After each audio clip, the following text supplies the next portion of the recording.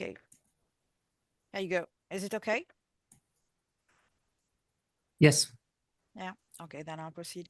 So my presentation is entitled Metamaterials and Antennas for Future Transportation System and Smart Cities. Well, actually, this has been the topic of my research for quite a few years from now. I would say more than 15 years now, since I joined the French Institute of Transportations. And I've also got several projects ongoing with the Ministry of Transport in France. So this is why a lot of my research is actually colored along the transportation, in the transportation field. So today I'll share a little bit of my knowledge on it, and also how I've been doing my research on metamaterials and antennas on this very specific topic. So as you all know, there are main challenges to smart cities. So the reason why we go towards smart cities is because there has been an increasing need in urbanization, and thus there is a need for smarter and more sustainable solutions. And at the same time, we need to integrate technology to have, I think there is a mic which is open, if you don't mind muting yourself. There is also a need to integrate the technologies to have improved efficiency, energy efficiency particularly is a problem. And smart cities are supposed to address this issue. One more need that has emerged from the increased urbanization is urban mobility. People need to be able to commute in a more efficient way, in a much safer way. And this is basically based, particularly in Europe, on urban transportation systems. And anyway, even in other continents, like in America, it's also based on the infrastructure. You need to have very good infrastructure, road systems. Some key challenges in terms of urban transportations. Traffic congestion, everybody knows about it. I think this is probably more of an issue in cities, big cities in Europe, like Paris. There are road safety risks. It's dangerous to be on the road, and particularly it has been demonstrated that it is even more dangerous if you are pedestrian, cyclist, or motorcyclist. This is what we generally call vulnerable road users, VRU. And I will be addressing a little bit of this topic today, because it's a weak point and a point that really needs to be addressed from the research point of view. Well, there is also environmental impact that all of us know, because we need to shift modal transportations from the road mostly to railway, to more efficient and less energy consuming transportation modes.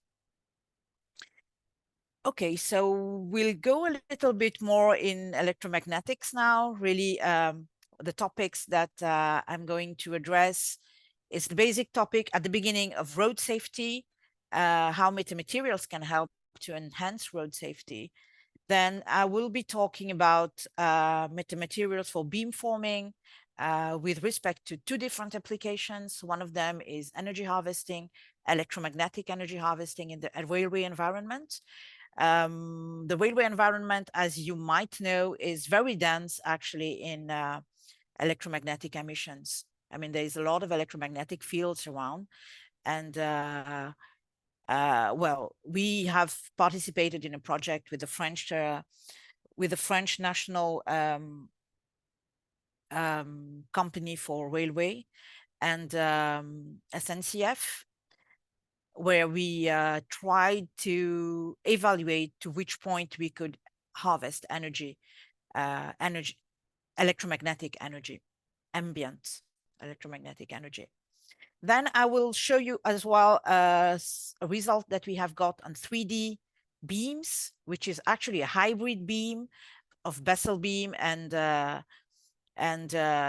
anomalous reflection beam, to show you some applications of how it has been applied in our case for autonomous transportation systems. Well, let me start first with the subject of road safety, metamaterials for road safety. So, as I told you before, one of the main topics is the idea when you're going to introduce technology, even new technology, you need to address a problem which is, which is big enough. Here, the problem of vulnerable road users is a real issue, actually, because people are shifting towards using their bicycles more and more. For instance, to travel from home to their office or to the schools. But still, while being on the road, they feel very, very vulnerable. So if we want to encourage people to take their bikes to walk on the road, we need to provide them with safety solutions. Of course, there is another case where that I'm not going to address today, which is also a very big issue, is the road workers' safety.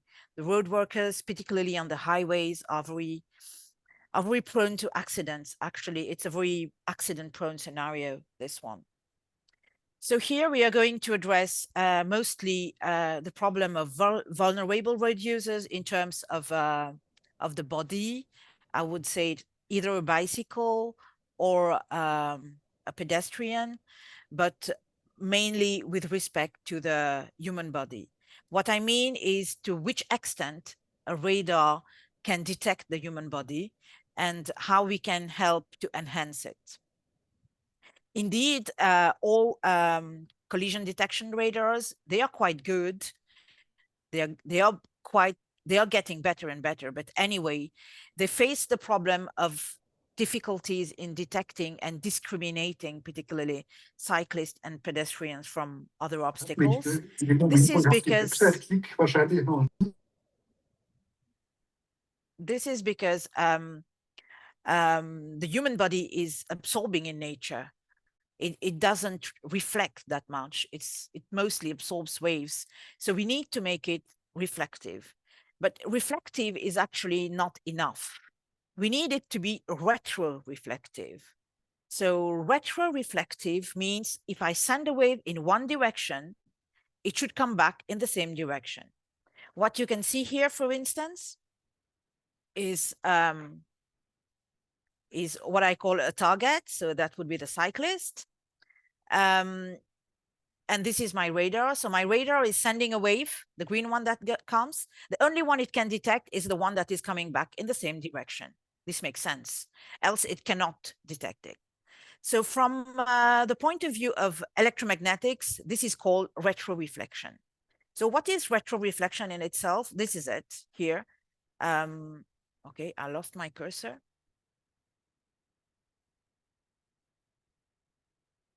Well, you can see in blue an incoming wave on the left.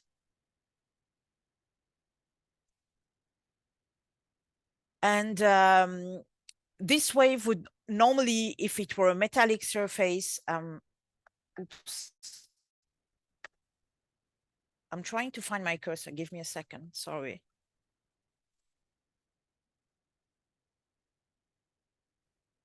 Oops.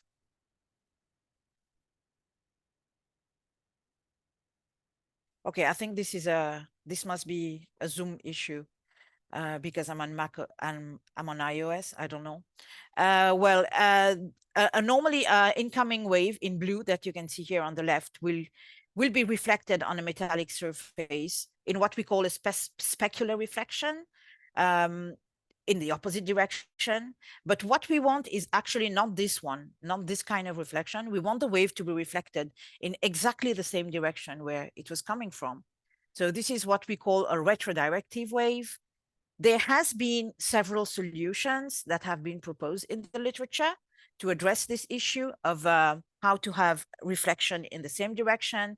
Among those solutions that have been proposed, we can name a corner dihedral, Venata array. But all these solutions, they are either bulky, because the corner dihedral that you can see here, for instance, is pretty big, or the Venata array is mostly, it could be an active structure and anyway quite difficult to realize, to synthesize, I would say. So we wanted to study the possibility of getting it, getting a solution which is really flattened as much as possible. So when we started our research on that topic, we started working with how to flatten this bulky dihedral. Actually, this very bulky dihedral that you can see on the left, the 3D one, it's very much used in navigation system, in maritime systems, for instance, to detect boats and ships. But while it would make sense on such kind of vehicles, it wouldn't really make sense if we were talking about a bicycle, even at high frequencies, because it's 3D and pretty bulky and protruding, actually. So we started working on how to flatten that dihedral. And at that time, we were working with a reflector ray solution. So a synthesis based on reflector rays. We did have some results that I'm showing here, but that's not going to be the subject of my talk today. But then we moved on because we wanted to further flatten it into getting a real flattened surface. And at that time, there were new results about anomalous reflection, and particularly the generalized law of reflection. And we wanted to see to which extent we could use that solution to derive flatten metamaterials. So the generalized law of reflection is actually based on the Snell's law of reflection. The only term that you would add is a term in terms of a gradient. Means you can consider that your surface is your surface, the interface is no longer continuous, but it has got a phase gradient. Okay, so the phase is not continuous. You have a phase gradient, and you can use that phase gradient to derive particular properties, and especially to get anomalous reflection. And one of those anomalous reflections that we are going to address, that we are interested in here today, is retrodirectivity, actually. Not to have reflection like a metallic surface, but to be able to redirect the wave in exactly the same direction as the incoming wave. So to dimension this, you need to, well, it is based on two different things, supercells and unit cells. I'm going to show you this a little bit later. But one of the issues that we have is because the generalized law of reflection is based on one angle of incidence, we will definitely be limited, because if we are putting this object close, I mean, we are using it as a target for radar, then we would need it to be able to handle several angles of incidence. So basically, we would need several prototypes. So we tried a very basic approach at the beginning, cascading, just have like several metasurfaces addressing the different angles, putting them together and getting them to work. And then we moved on to a solution a little bit more elegant, which is based on surface impedance modulation. So this is how the metasurface is actually a retrodirective metasurface. Any anomalous metasurface actually works. It is based on a supercell, and inside the supercell, you've got a unit cell. You have to design each unit cell for a given phase, and then put that in a supercell. That would give you the type of reflection that you are willing to have. And in the end, you have a doubly periodic structure that you can see here, the metasurface. And to be able to address, remember, the problems of the different incidence angles I told you, we are going to use several of those metasurfaces.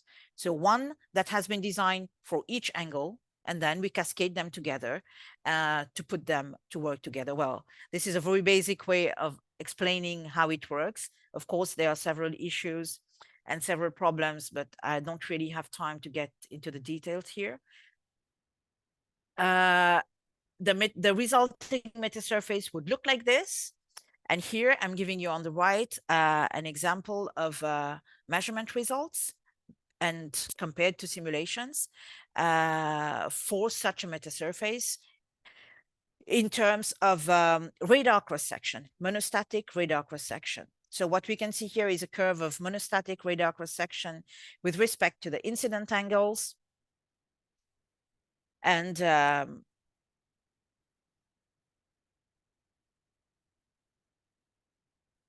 sorry, with the measurements in blue and in green, the simulations.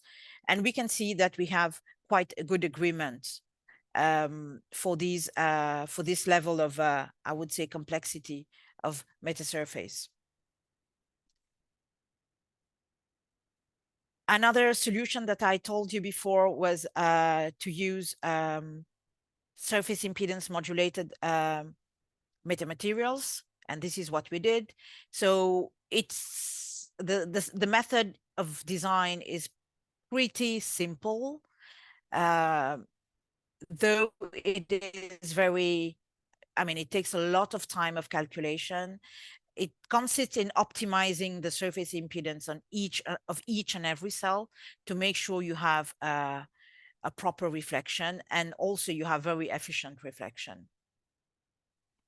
So this is another example of a metasurface that we have realized that is retrodirective. This is just to show that the concept works. Actually, we didn't really optimize it for a given situation and application yet. So same thing here, we show the monostatic radar cross-section with respect to the incidence angles. In blue, we have the measurements, and in green, we have the simulations. So these measurements have been conducted in an anechoic chamber. You can see the setup here. This is basically the way we do to measure radar cross-section. We have an emitting antenna and a transmitting antenna as much as possible collocated. And then the metasurface is on a turntable, and we make the measurements with respect to the different angles. This is monostatic, actually. This is not bistatic, monostatic radar cross-section.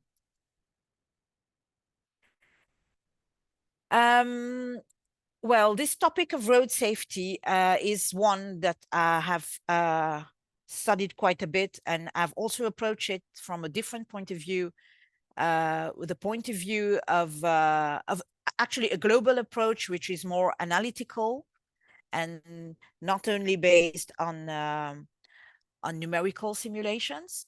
And the main reason behind this is because if we would like in future works to consider, for instance, functionalized textiles based on those solutions, we would need to be able to consider some kind of variability, because it cannot be completely static. I mean, cloth, it would move, for instance. So the periodicity would change. Lots of variables can come in the picture.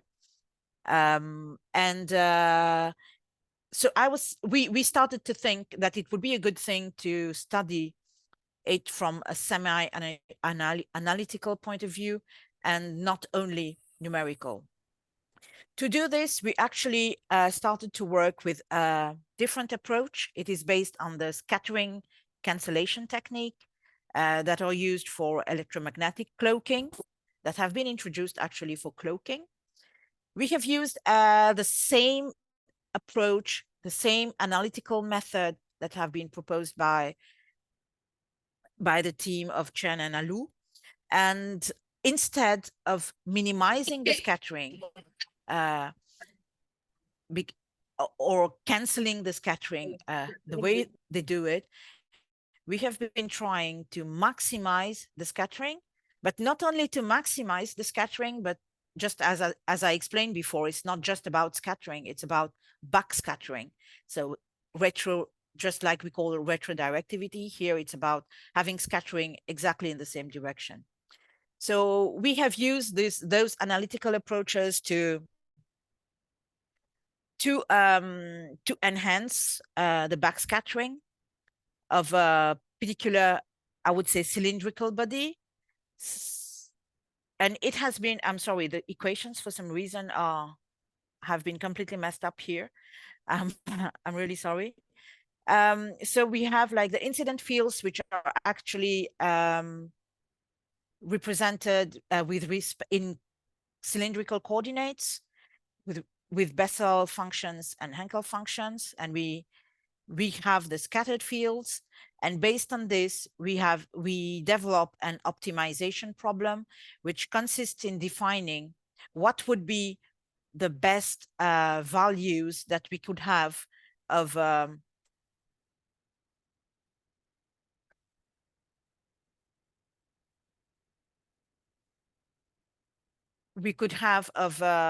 coat around the cylinder that you can find. I'm sorry, I can still not find back my cursor. Maybe I'll restart my slides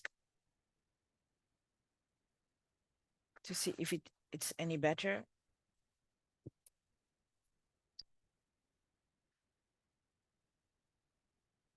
For some reason, I keep losing it. Okay, so basically what you can see in darker color would be the human body, and in the lighter color, the external cylinder. It could be considered as a coat, and this coat would have particular values of epsilon and mu and a thickness, and the point would be to optimize those values such that we would maximize the backscattering. So at the beginning, we considered only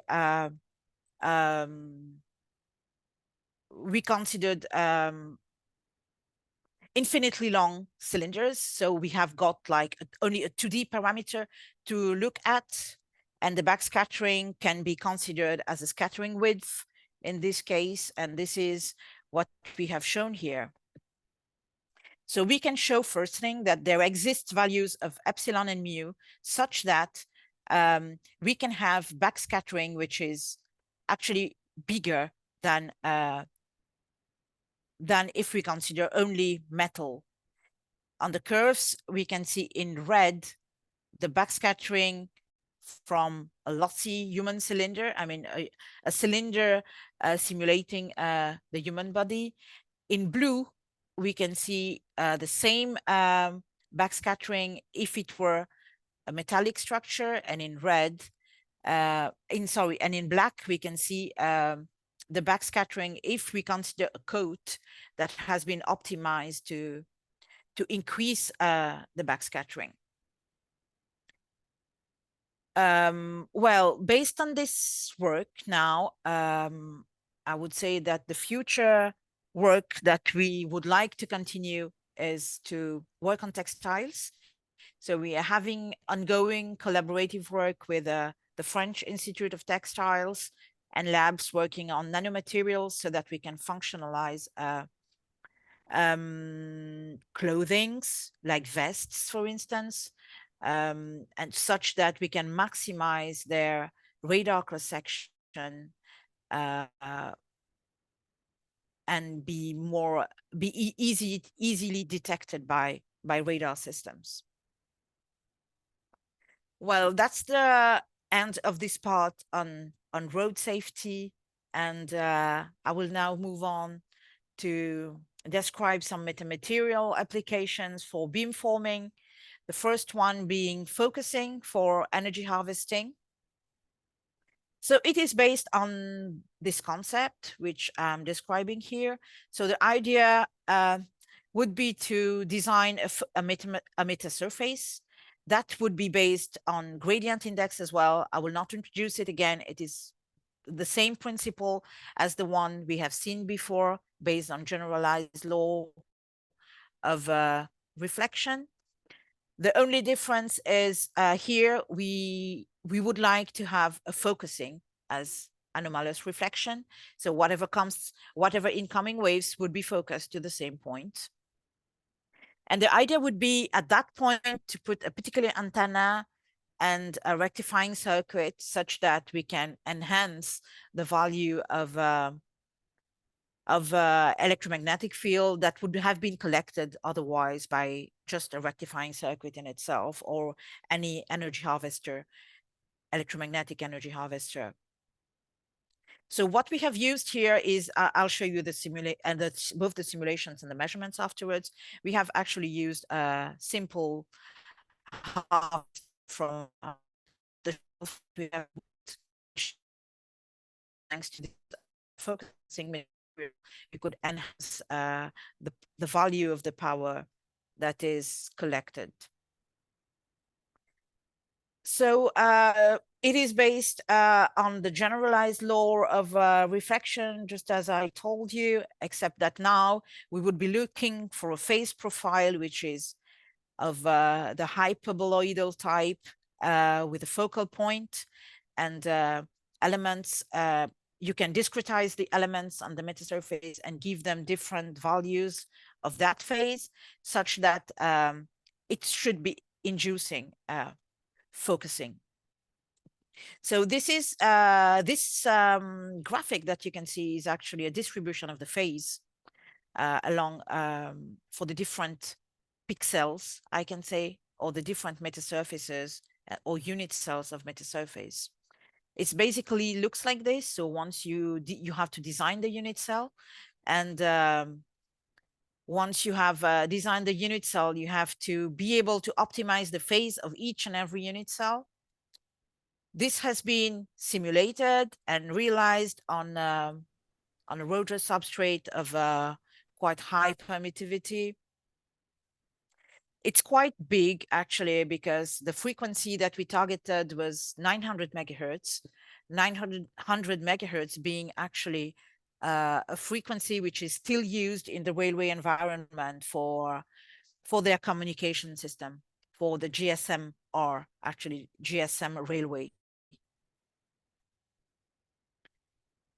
So this is the harvesting system, the harvesting kit that we use. I told you it was just an off-the-shelf one. We used it in this context, so it is basically placed.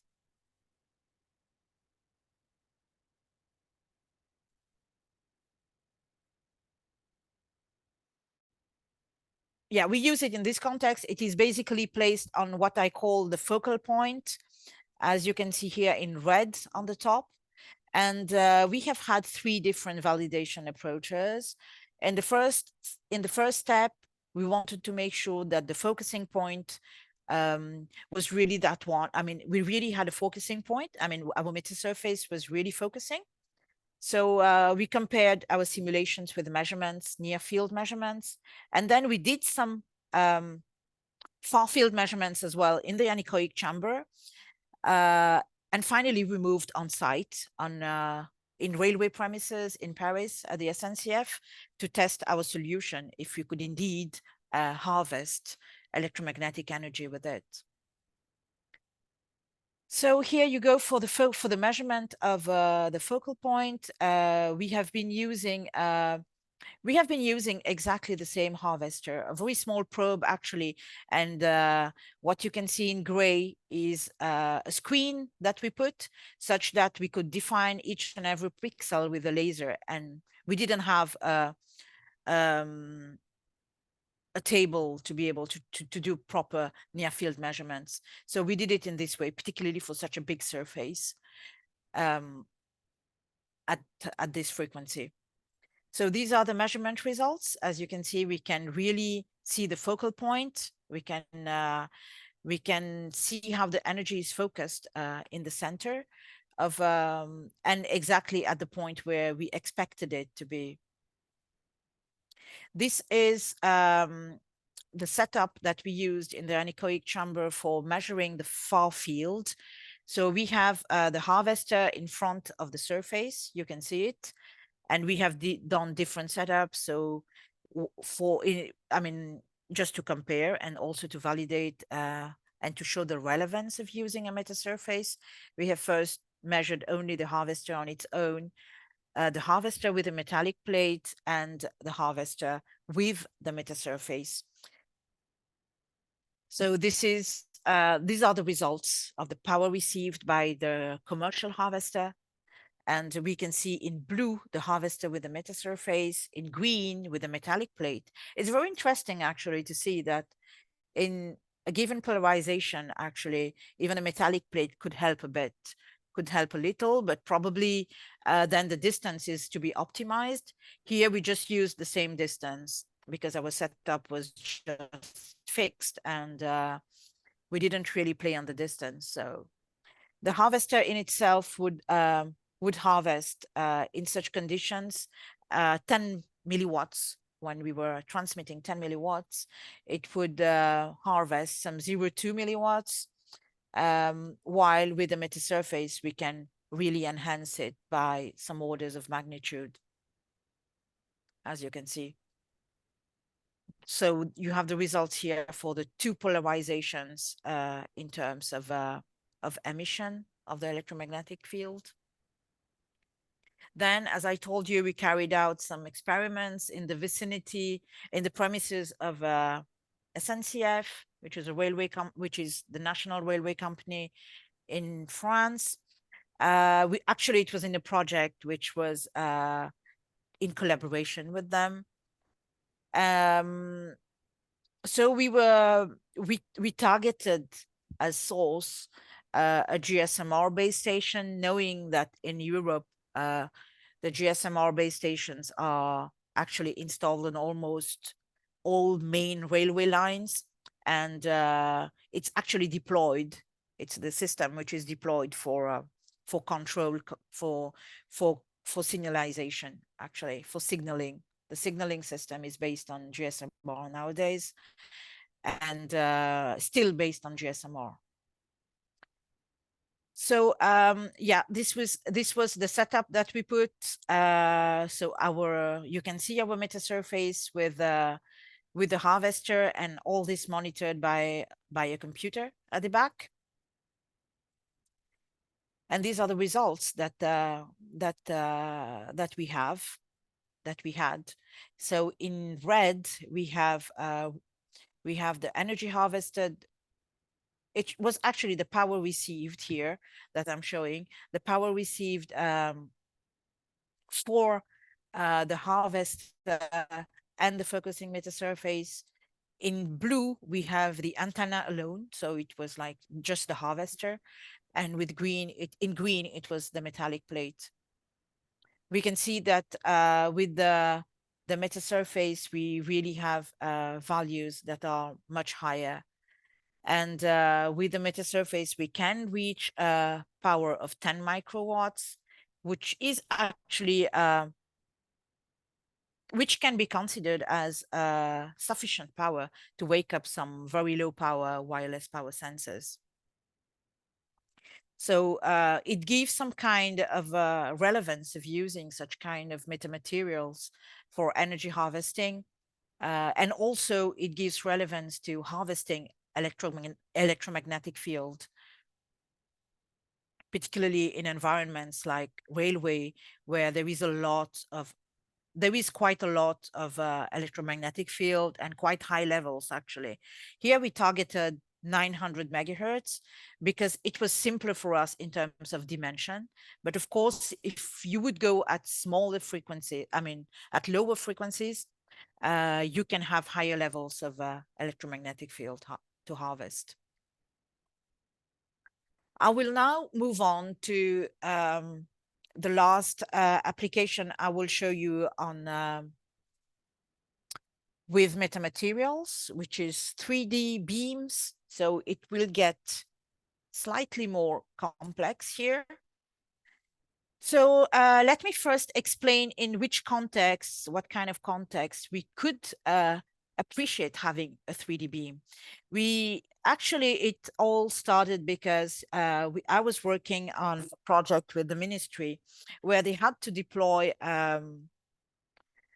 communication systems for connected vehicles, so which is nowadays based, at least in Europe, now they are using IEEE 802.11p protocol, which is a kind of Wi-Fi based system, which works at 5.9 gigahertz. And they were facing a problem is that when automated vehicles, they were making tests for automated vehicles, which had to pass the electronic toll station in an automatic way. It was not really working.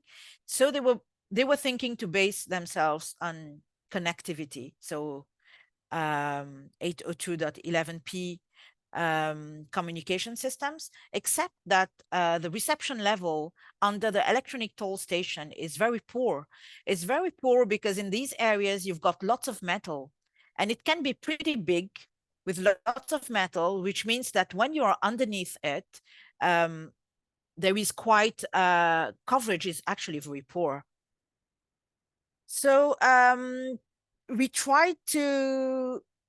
thought of proposing a hybrid beam, a bit based on solutions that have been proposed on metamaterials, like for holography at optical frequencies, to reach that target zone that I have put here under the toll station, such that we'll be able to redirect waves there.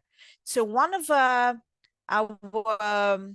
priorities, just like in the different presentations I showed you before, is we wanted it to keep it passive. We wanted to keep it passive to have low cost and also easier to deploy in different operational scenarios, such as on the road or in railway environment, because in these areas you might have like several standards that you need to meet. And if you want to use active structures, it can be very difficult.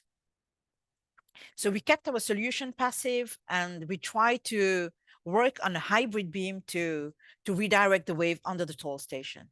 This is what I'm going to show you in the next slides. So the concept is the following. We have a feed point, so which is shown here on the left. So an antenna, which is going to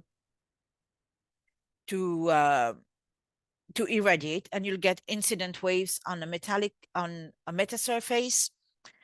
And this out of this metasurface, we would expect to have a curved beam. So it's based, the approach is actually based, it's a two-step approach. It is based on two things. This is why I call it a hybrid beam. It is based first on a Bessel beam, so which consists in focusing in a given point, the beam, and second on exactly the same phenomenon we saw before, some kind of anomalous reflection, such that we can redirect the wave in the direction that we want. So first, what we do is theoretically, we define the trajectory of the curved beam we want, shown in blue here. And we get the defined rays that we need, and we focus everything along this given trajectory. So this is basically the way the system works. I can't go in all the details to present how the design works, but we could discuss it a little bit further afterwards during the question time. I just want to show you the basic steps so you understand how it works.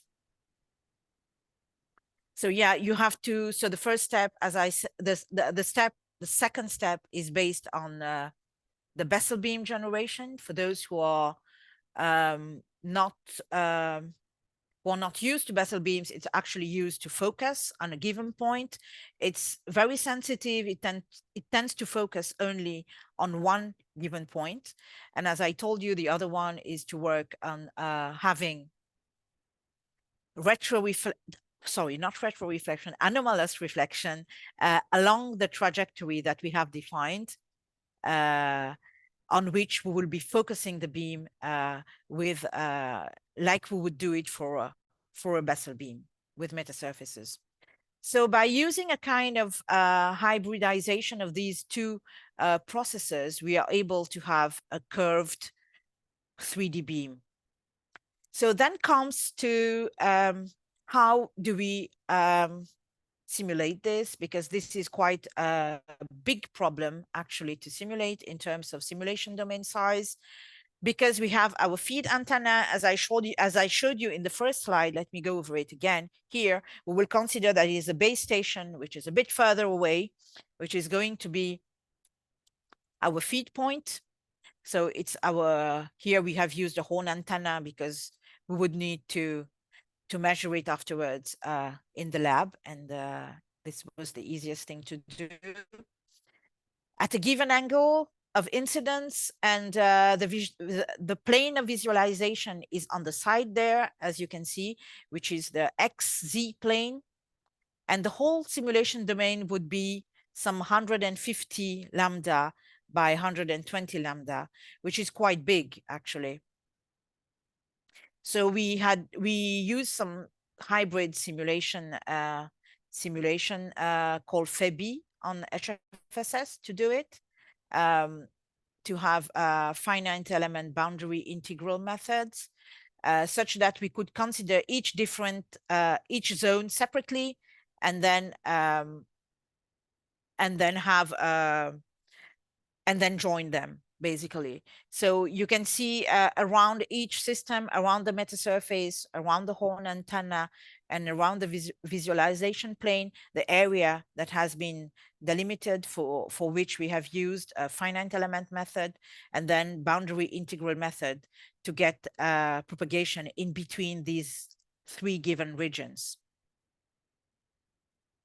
This is the metasurface that has been realized. It's pretty simple always, because at 5.9 gigahertz, we have used Teflon simple substrate 2.2, and with copper, with metallic copper copper cells, sorry. And probably the only difficulty here is the size, which is 1 meter by 1 meter. It is in 4 parts. You can see it here because it was properly stuck back. It was properly glued, but it's basically a 1 meter by 1 meter plate. And we did first the measurements in near field, because we wanted to make sure that in terms of the Bessel beam, we really had that focusing on the given trajectory that we had. We used here a tracing table because that one was really difficult for us to do. We had a collaboration with another lab in France to do these measurements for us. And these are the results. So we can see here, along the trajectory, we really have a curved trajectory where we can define our beam in the XY plane here, because this was here the visualization plane.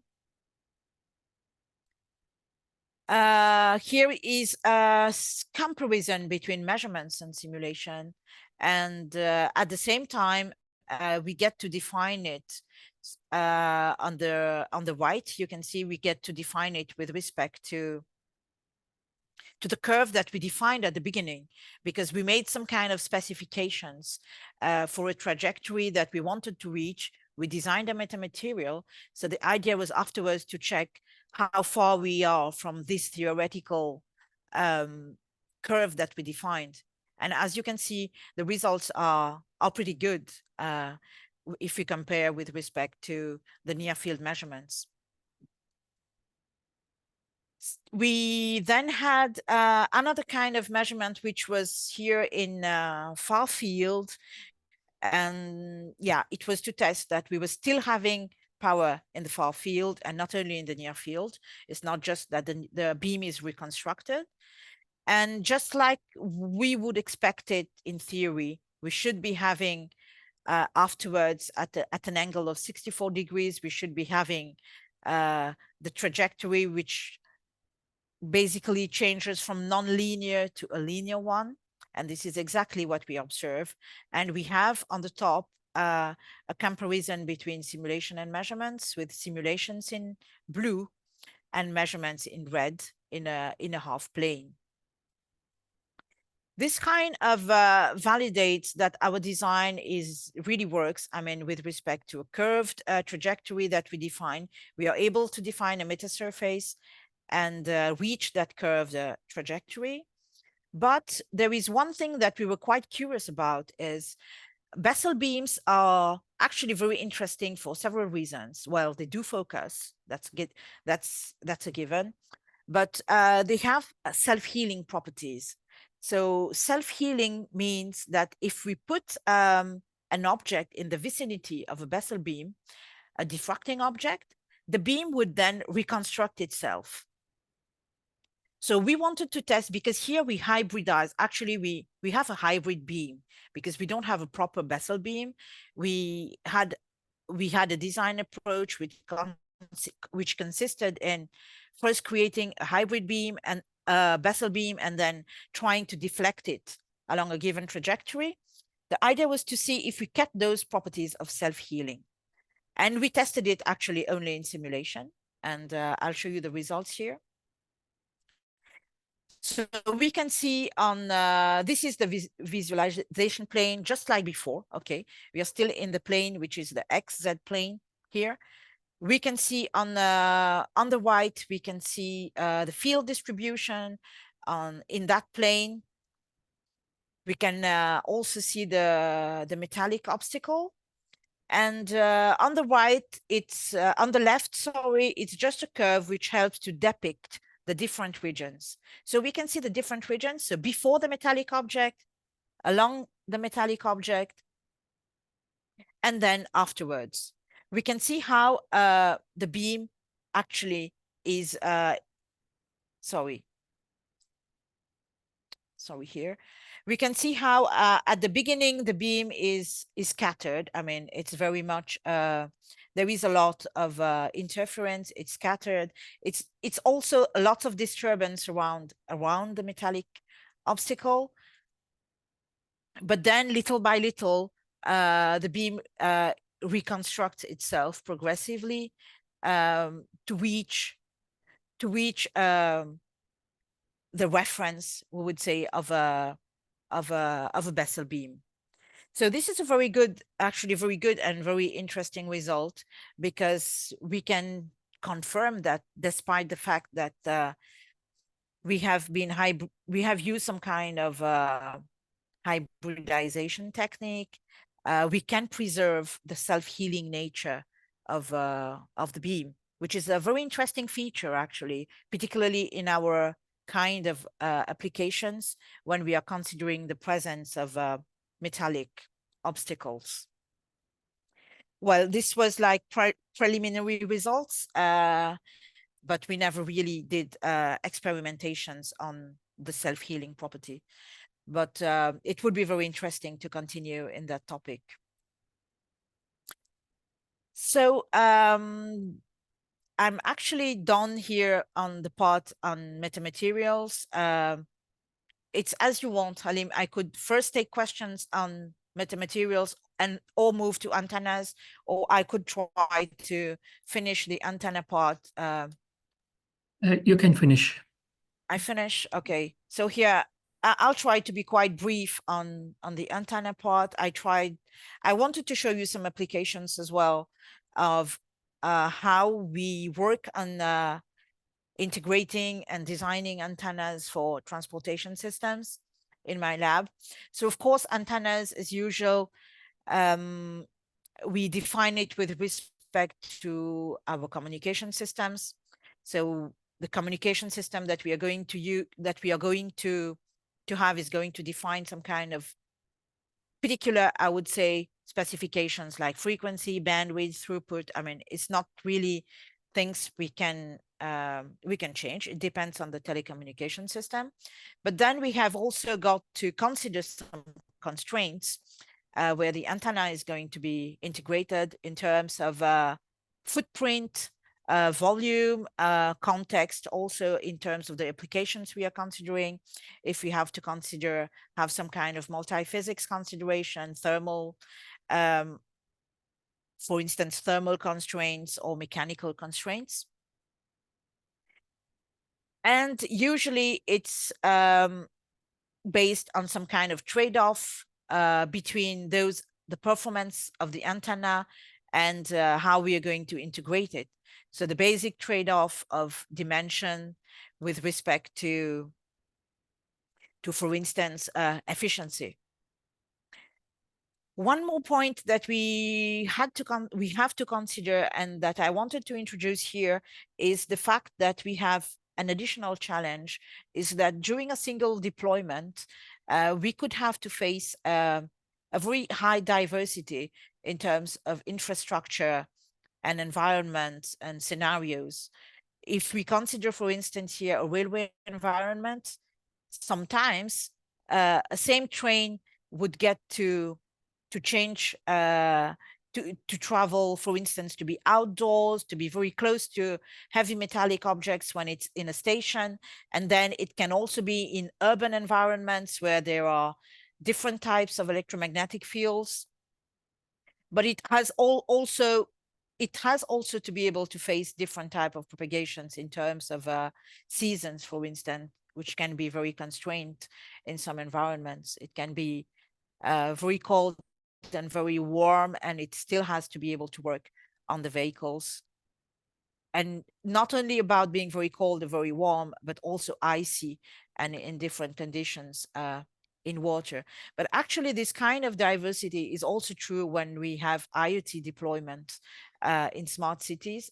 IoT or any kind of deployment of communication systems in cities or any smart infrastructure. In my research team, we have been working on modal approaches, characteristic mode analysis, for instance, which is based on method of moments impedance matrix, which is very convenient for planar structures. But more generally, we have been working a lot on modal approaches. So I'm going to show a few, illustrate quite quickly a few results that we had based on modal approaches.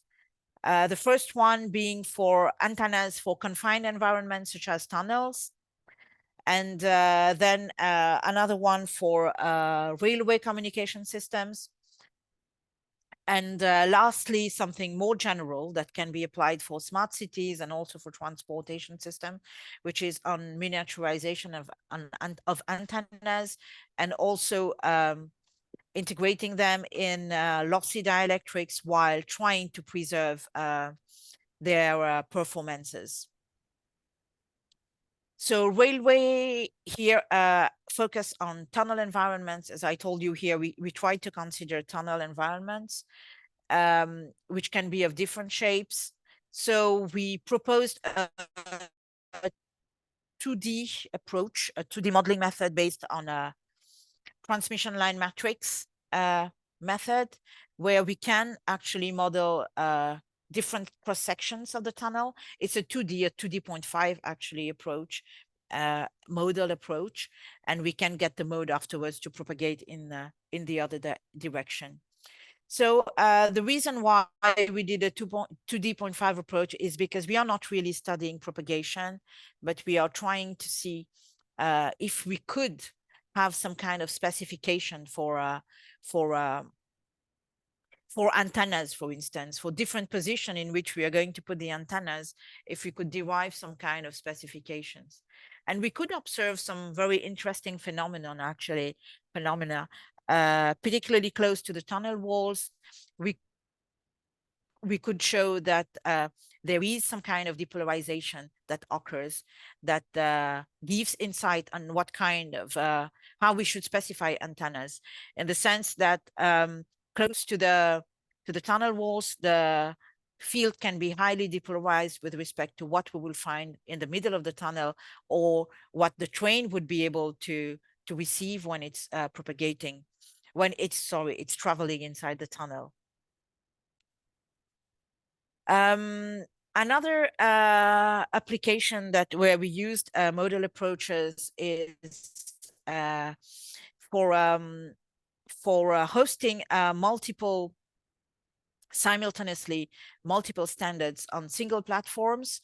Here we have been considering the new upcoming future generation of railway communications, which is called FRMCS, Future Railway Mobile Communication System, which is actually based on a kind of 5G backbone, and which would be an adaptable communication system in itself. And considering, since it's going to be an adaptable communication system, to see how we can have several systems on the same radiating element. And we did propose an elliptic monopole with several ports, which could support different standards.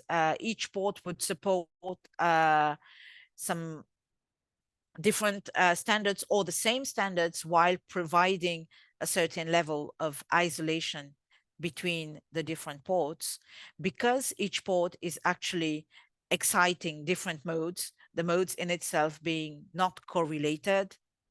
There is a kind of natural isolation. Oops. Okay, so last result is on is also based on modal approaches that we have been developing. It's a lot based when we want to work on antennas on transportation systems and infrastructure. Anyway, we have to cope a lot with modeling. We have to be able to use in a very intelligent manner modeling approaches. Either, as I showed you before, hybrid modeling. We have also been using modal approaches before, as I showed you. And this one is also another approach that we try to use, which can help to keep physical insight. Basically here, we have tried to restore the performances of miniature antennas by using metamaterials based on a modal approach. And it was based on how to compensate for stored energy by using a passive metamaterial around an electrically small antenna element. Well, I will not go too much into details here, but we have, we can see here the results that we obtained for this antenna, which is an extremely wideband antenna.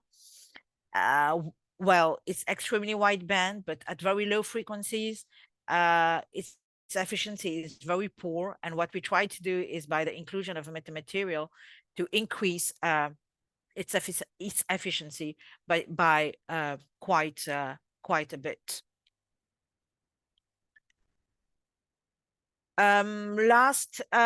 Lastly, this is the last application that I'm showing. It is actually the same procedure than before, but that has been adapted to be able to consider the radiation of antennas in lossy media. For instance, it could be an antenna that is integrated in concrete, in infrastructure, or in the ground, or in water.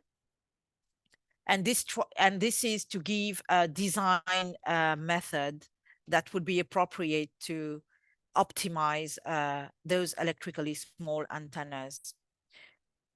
So once again, here it is based on trying to find like intelligent approaches in terms of numerical modeling, so that we can design antennas without going too much in the complexity. Sorry, it is based on, let me go here. It is based on something very simple. We use characteristic mode theory for the metallic element, which is the electrically small antennas.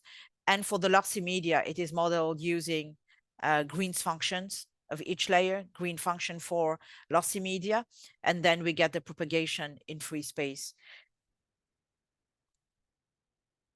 All those approaches that we developed before, we demonstrated that it can be used. We can calculate the stored energies, and we can use the same type of approach, like adding a metamaterial inclusion close to an electrically small antenna to see how it can be mitigated and compensate for stored energy.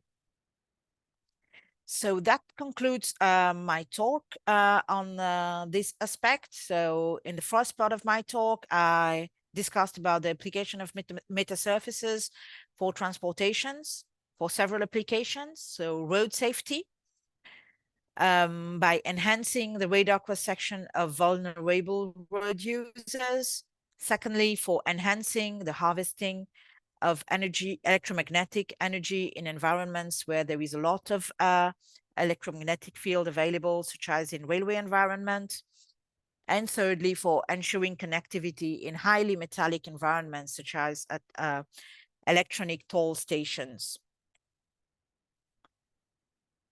For antennas, I've showed very rapidly a few illustrations of how we can use some particular modeling techniques, such as modal approaches, to help define specifications of antennas in confined environments, to also to integrate multiple antennas on complex platform, and how to miniaturize and integrate antennas in lossy dielectrics while preserving their performances. So thank you for your attention. Thank you very much. Thank you, Divitha. I don't know if we upload online. Usually we upload on the when it is when I present. But thank you very much. It is very interesting talk. You work on very various subject in electromagnetism, and we have here a good audience. Some expert, some of course not expert, but everyone can ask questions, and we have time for the questions. So if you want to ask, please raise your hand, and I will go by the order.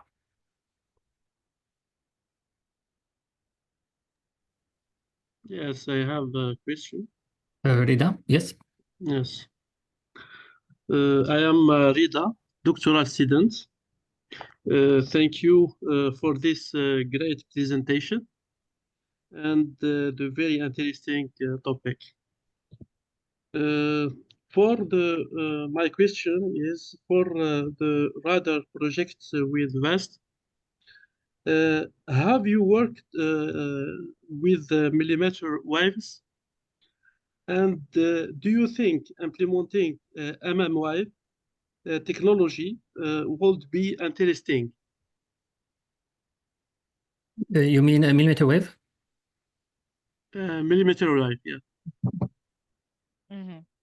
Well, yes, we did actually work on millimeter wave at millimeter wave frequencies, because we considered the radar frequencies that have been allocated in Europe, and we have like the 24 gigs. We didn't work at 77 yet, but we are planning to work at higher frequencies, such as 77 gigahertz in the future. Thank you. Yes, of course, we have to work at millimeter wave frequencies for automotive radars. Yeah, thank you. Thank you. Sorry, I didn't follow the order. So sorry, Daniel Peters is the first raising his hand. Can you hear me? This is Daniel. Can you hear me Yes. well, Dr. Divitha? Yes. Excellent. Question for you on the multi-ported antenna. That was the oval-shaped antenna with several ports, each for different services. Question for, how do you prevent the intermodulation of the various inputs so you don't end up with spurious noise? You mean isolation? How does it isolate? Yes, but I'm still wondering if there wouldn't be a mixing of the signals and producing unwanted emissions in the subtractive and additive frequencies of the various inputs. Mm-hmm. Well, to be honest, in this application, we actually had a very simple feed system. But I think it's all in the feed system. The way you design the feed system can help you to filter and have only the interesting, to keep only the interesting signals. Well, I didn't detail a lot here, but I could send you some work that we have on the topic. What we can see, basically, it is based on making a modal analysis of the monopole that you can see here. And we can see that what we are trying to do is to excite separately the different modes. So there is no maxima of current at the point where we are exciting one mode and the other. So which means that basically, because the radiation is usually linked to the current on the metallic surface, then we are quite sure that we will have a high level of isolation. But then I think to address the problem that you're talking about, we would need to have some kind of advanced feed system. Well, I'm curious, the feed system wouldn't affect the antenna directly, because I'm assuming that, for example, the GSM and the LAN would be coming in at their in respective frequencies, but when they hit the antenna together, there would be a natural mixing of the signals, and that's the part that I'm having trouble understanding how you avoid, because that will show up as radiation that you don't want. At frequencies that you don't want, you mean, or in the Correct. directions that you don't want? Frequencies that you don't want, because they will be mixed on the same. They're on the same metallic surface. They're going to mix. I don't see how you can avoid the mixing of the signals. But sorry, but when you analyze the isolation, if isolation is high, it means they don't have mixed in the output port. Okay, that sounds reasonable then. Thank you.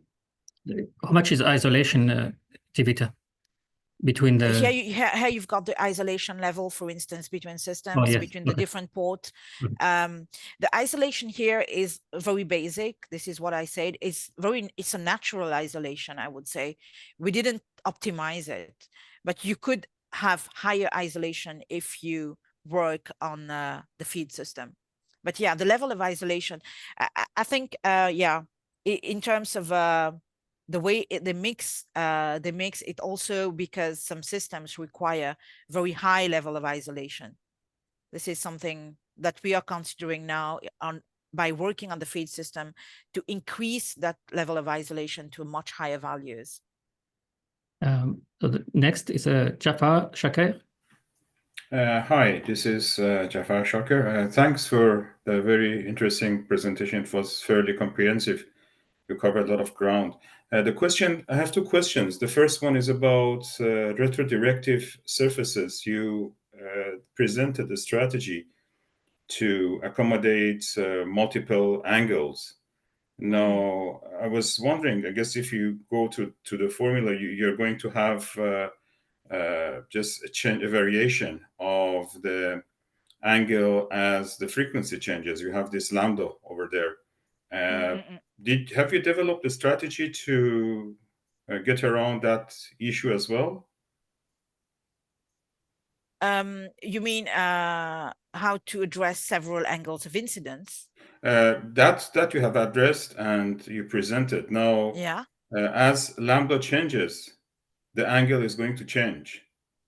That retroreflective angle is going to change.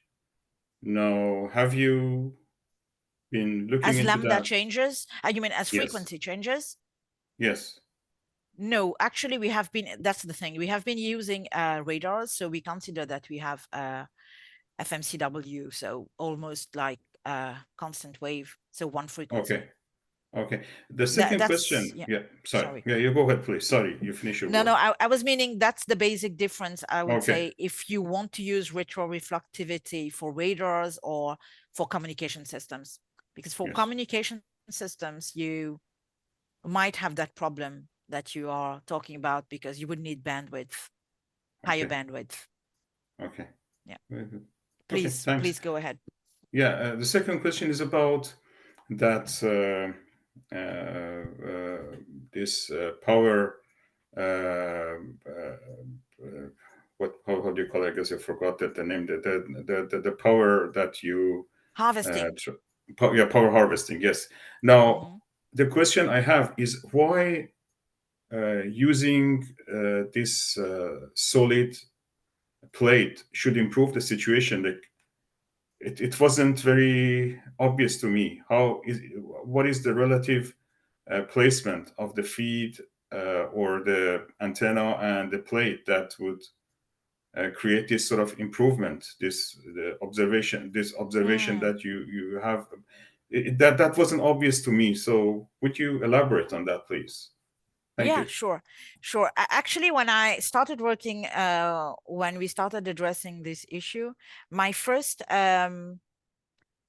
intuition was, if you consider in different fields of physics, when people have been trying to harvest energy, look at the solar system, you would have what we call a concentrator, right? we do have what we call the solar concentrator, Yes. and then we harvest the energy. Same thing Yes. goes for acoustics. I was actually listening to a talk by a colleague who works on acoustics, on acoustic metamaterials, and they developed a very nice prototype by focusing, but not by focusing, actually by concentrating the electromagnetic field, the acoustic or the mechanical energy in their case. And I was thinking we could do the same with electromagnetics, and this is how I came up with this idea, because if we want to work with electromagnetic waves, the simplest thing is focusing. Of course, you have different cases where you can concentrate energy, like in a crystal, etc. But this doesn't make sense for ambient fields. So basically, what it means is if you have a device, your device would be this one. Okay. Yes. This is actually very small. When you're doing focusing, you have an idea of where is your focal point. At that focal point, you put your harvester. And your device would be that thick. It would be very big, but it would be something that you would stick on an infrastructure. And the bigger it is, it's just like a solar concentrator. The bigger it is, the more you'll be able to harvest. So I think that gives a very comprehensive approach to how you could increase the level of electromagnetic field harvested, because this is actually today one of the issues why we don't use a lot of harvesting of electromagnetic energy. Okay, thank you very much. It was, You're welcome. The next is Pooja Sharma. You're muted. Yeah. Hi. First of all, thank you very much for a wonderful presentation. I'm Pooja Sharma from India. I'm an early stage of PhD. I have a couple of questions, ma'am, for you. Can I continue? Sure, please. Yes. Yeah, thank you. First of all, I'm choosing a topic my topic is wearable antennas, which I selected. And my question is, how can wearable antennas improve vehicle to everything communication for pedestrian safety and driver monitoring? I think that's a very good question. I do have some work on it that I didn't show here, but at the beginning, you remember we were talking about road safety, and and one of the ways to increase also the safety for vulnerable road users would be to have communication systems. We do have some work based on wearable antennas at for connected. For 802.11p, which is the protocol for connected vehicles that is actually used in Europe, but not everywhere. You do have CV2X sometimes in Asia or in America. And the idea was to equip road workers with those antennas as well, such that they could have a system to set an alarm when they are on the road, so that all the cars passing close know that there is someone on the road. But this was particular for highways. There are several strategies that can be used as well based on wearable antennas, I think. But it's mostly using the vulnerable road user, just as you say, and put it in the vehicle to everything system. So you have like what we call P2V communication, Okay. Thank you. And my another question, I have one more question. Can I continue? Yes. Okay, thank you. My another question is that, is there any, or what are the major challenges that if we are designing our antenna theoretical aspect and convert it into a product form, that what are the major industry challenges in commercializing wearable antennas for healthcare or transportation applications? For commercializing, you mean for industry grade, to have industrial antennas? Yeah. Wearable antennas, I've converted means if I'm this stage in the PhD and I want to develop the product for my wearable antenna, which can help use for healthcare or transportation applications. So what we have to consider in this stage, that these are those such factors which I have to consider. Well, there are a few constraints that have to be considered in terms of, for instance, of exposure. You know, you have got to respect the ICNERP value for SAR, for specific absorption rate. You've got quite a few standards that are to be respected, which I think can be very difficult to reach. And if you consider each and every one of those constraints, that might give you specific challenges to address in given scenarios, because it also depends a lot on where you're integrating, what you're integrating on, and for which reasons. Depends on the application that is to be chosen, obviously. Okay. So the next is Tashin Akala. Thank you very much. Thank you very much for this very interesting talk. I had also one question on your retrodirective metasurface on slide 11 or 12, something like this. You have the results. And next one maybe. Oh, yeah, this one. We can see clearly high response RCS for discrete angles, but how would you compare this metasurface to a flexible metallic foil, for instance, as you did for your harvester? It has been done actually. Well, I don't have all the results here, but each and every measurements and simulations also that we have done with respect to the metasurfaces for anomalous reflection, we usually compare our results with a metallic plate. If you are really interested in having the values, I didn't detail all the results here because I was willing to provide a digest, but you can find it in this publication on applied physics. And would you say that here you have a very nice results for discrete angles, but you have also low response sometimes for 20, -15 or -5, etc. And in total, in global, would you say that this metasurface is better than a metallic foil, much better, or little bit better? I don't know. How would you qualify it? Do you have an idea of how is the RCS of a metallic plate? I don't have a curve here, but basically, if you can, let me take an annotation tool. The idea would be, for instance, for a randomly flexible metallic surface. It's not a flat, but something, just... Should be one beam. We have one beam. Wearable, in fact, not a flat metallic foil, but flexible with any kind of shape in the 3D shapes. Okay. Okay. So you would play on the shape, you mean? Yeah, the shape would be randomly the metallic foil. It's not a single flat metallic foil, but it is with many curvatures, randomly flexible. Well, that would be random because basically, what is a metasurface? You're making variation of the phase. So the phase we are varying it with respect to a changement in the unit cells here, in the unit cell dimensions. Okay, so if you curve your surface, you will also reach some kind of phase variation. But the thing is, you can't control it. So here it's pretty much controlled. So if you just use any random phase distribution, you can calculate what you will obtain, but of course your result will depend on the phase variation that you have.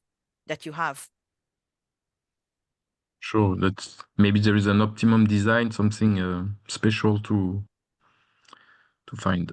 Yeah. Well, I think indeed there is always an optimal design and there is always an optimal way to do things. In our case, if we consider here, okay, let me show you here. I didn't say it, but there is a huge difference between what we actually did here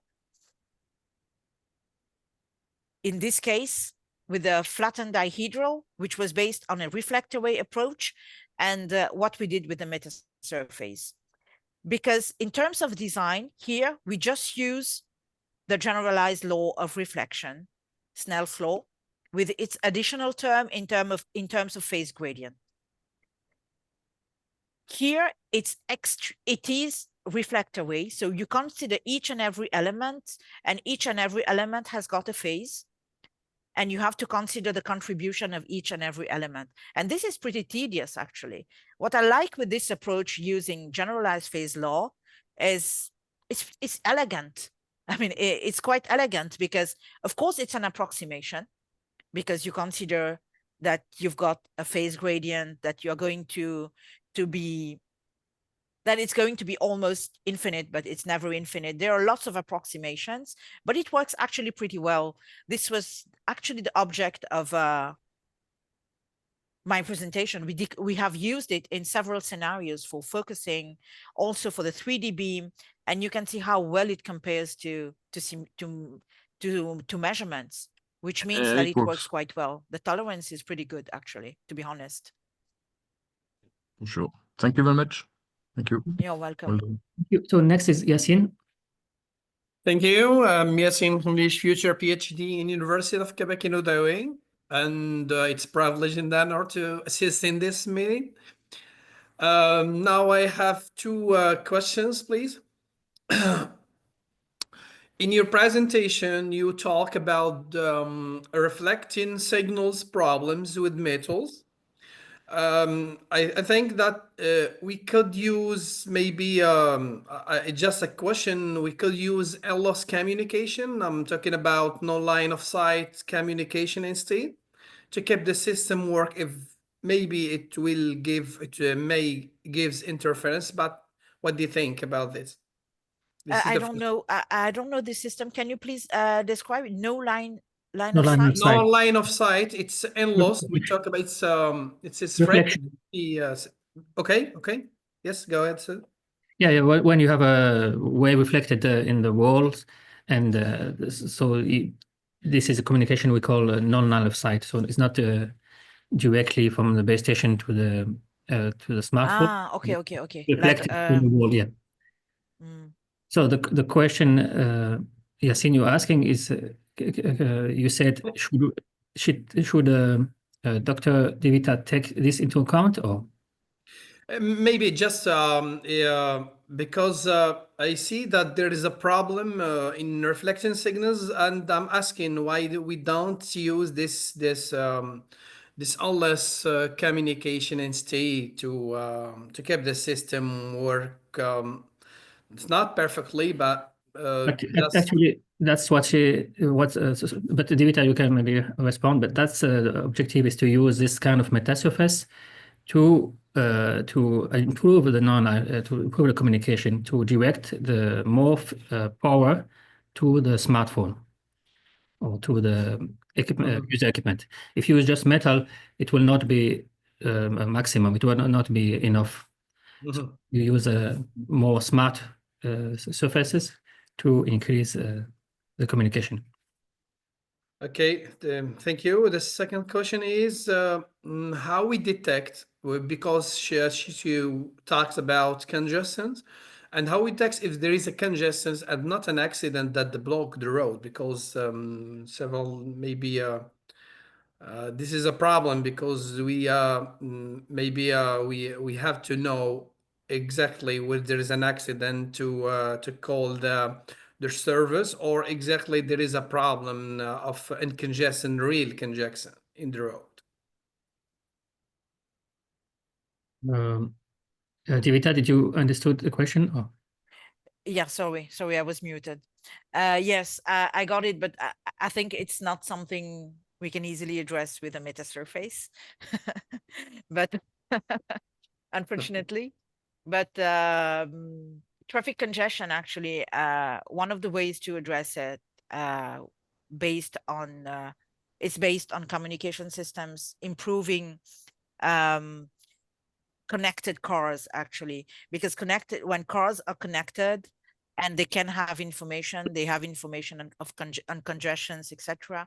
And this is what can help to improve congestion. So one of the main objectives when, for instance, now in Europe, they are deploying 802.11p systems for connected cars. One of the objectives is to reduce traffic congestion as well. Thank you very much. It's interesting. Thank you. Two other, just we finish with the, so we have Frankie, the next one. Thank you for the presentation, madam.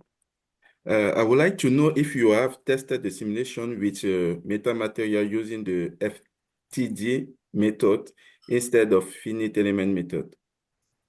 FDT, yeah. FDTD. Yes. No, actually, no. I have worked much less than your professor on the topic on FDTD. I don't work a lot on time domain methods, to be honest.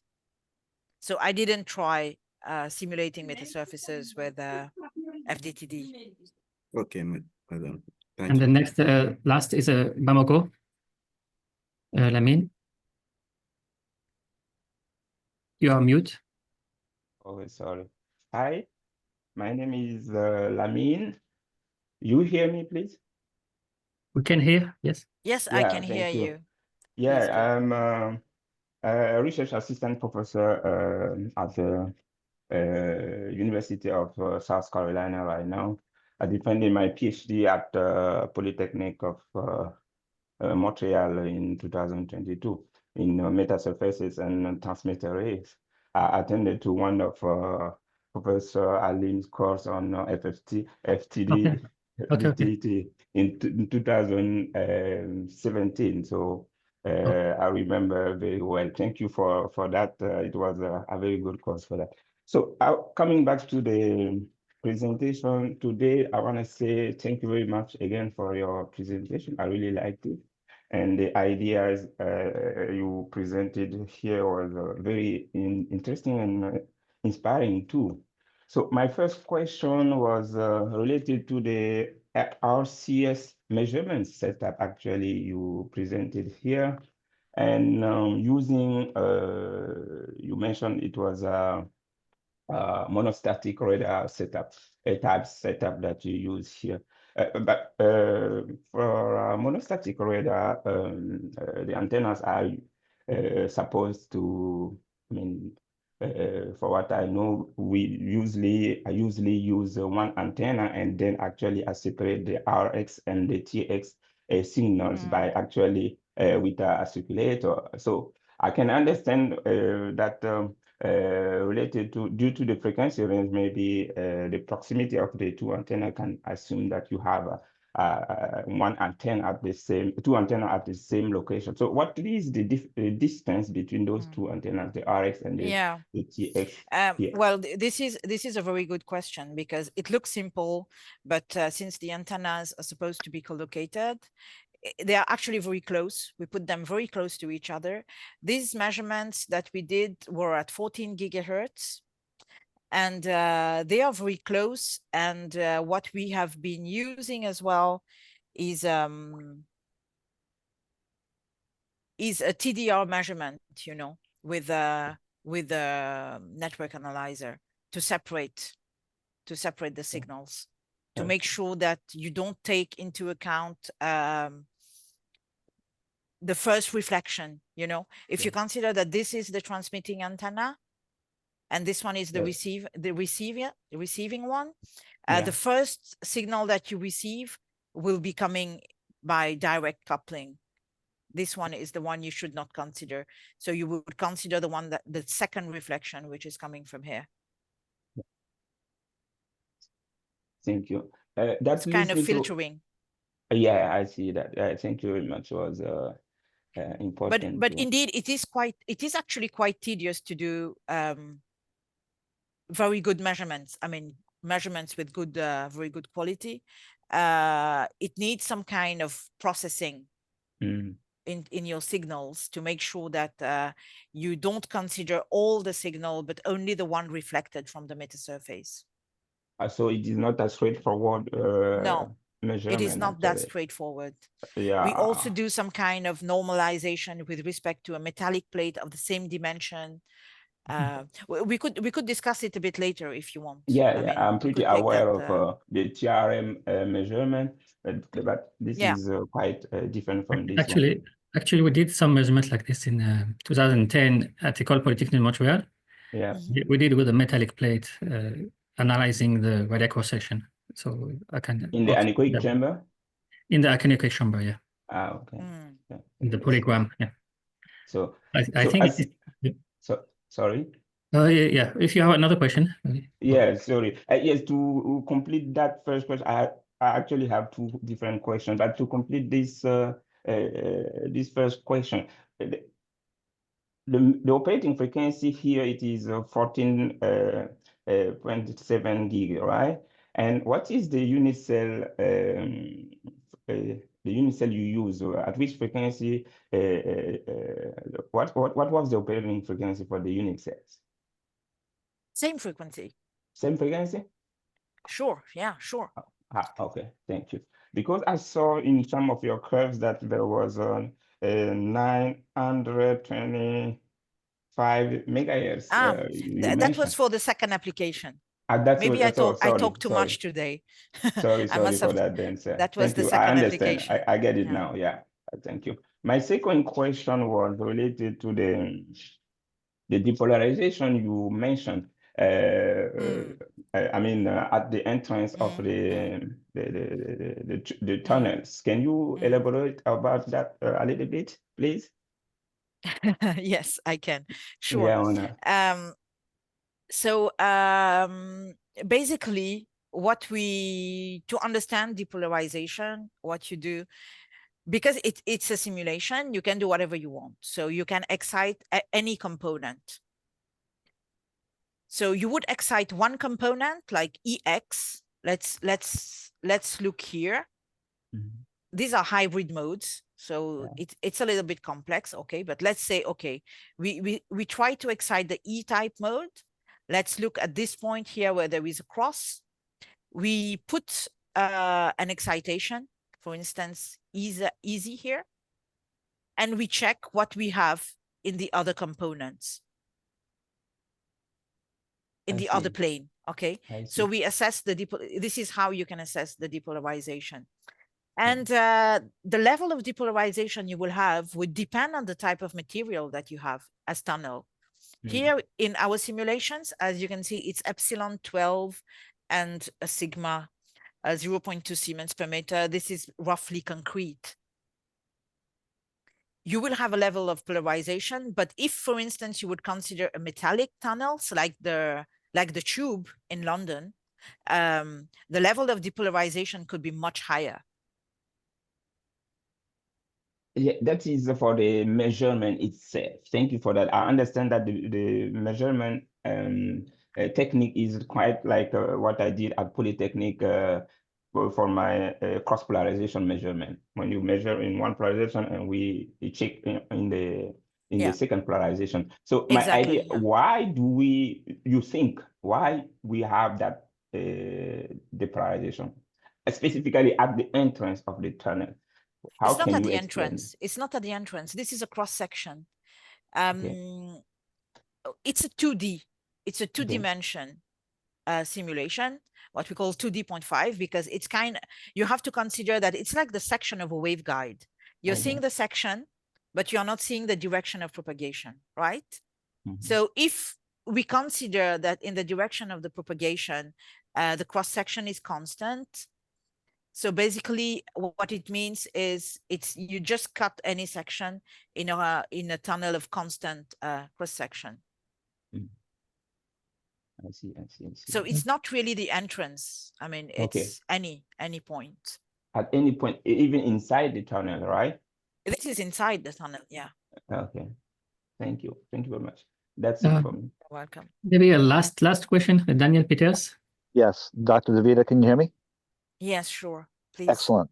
I just one more question on that one antenna that had the multiple feeds coming into it, or excuse me, emitting multiple feeds. How is it for reception? Can it receive in every one of those frequencies in which it was transmitting? For me, yeah. I would expect it to be completely reciprocal. Well, my concern is that you're doing the excitations by forcing the excitations. I don't know how much sensitivity there will be to ambient excitation of those frequencies, because that's generally a problem, I believe, with this type of a multi-fed antenna. They're good for transmitting, not for receiving, but I'm not sure. It should be the same. It's reciprocal. There is no active components that make it non-reciprocal. Yeah, there is absolutely no active. I would expect it theoretically to be reciprocal as well. And in the measurements we did, we actually, yeah, because of the setup, the way the setup was done, we actually excited it. So I can't say that I have experience in measurements on the receiver side, but in terms, yeah, for sure, for simulation, for me, it's completely reciprocal as electromagnetic problem. Okay, thank you. Okay, so I would like to thank again Dr. Divitha for this very interesting talk. I know this is very late now in France. So thank you, and thank for all the audience for assisting to this presentation. And then next week we have another IEEE event, and this is Professor Tatou from INRS in Montreal. So thank you all again. Thank you, Divitha, and see you. You're welcome. Thank you. Thank you for the invitation, Alim, and thanks to everyone for listening. Bye-bye. Thank you. Monsieur Halim. Peut-être je vais arrêter le... Monsieur Yassine. C'est Yassine. Monsieur, on a parlé au début de cette présentation. Est-ce que vous pouvez nous répondre à quelques questions relatives à ce que nous avons déjà? Merci.